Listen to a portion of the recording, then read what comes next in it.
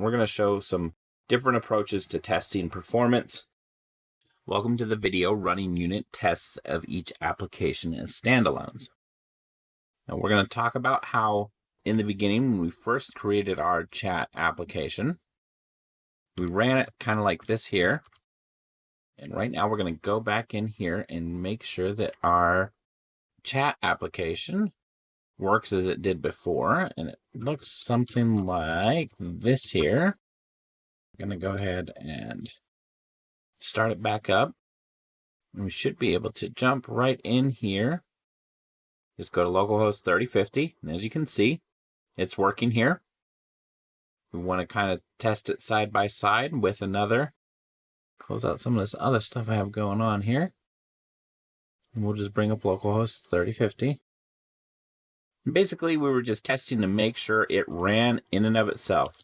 This is exactly what we did to test our standalone chat application, okay?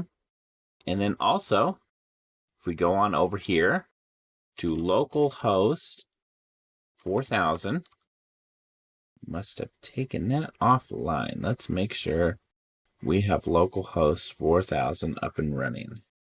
It says that we do. Well, I misspelled it.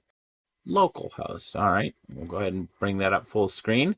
And you see here, we went and tested to make sure our application is functioning as we had expected. Adds it in. We're able to delete as well, and it goes away.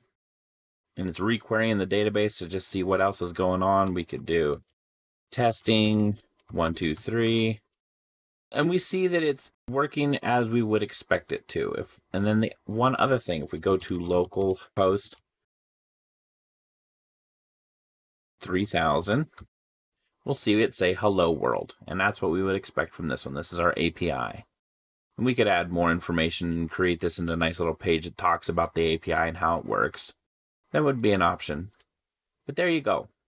And then here, if we go into the front end again, we could just hit localhost.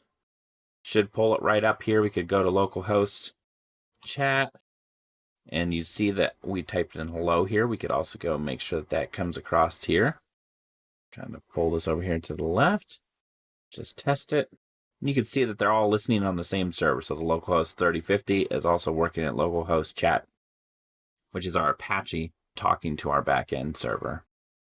And there you have it. We have it all running. We've tested each and every portion at each and every spot and juncture, and we know that it is working as we would expect it.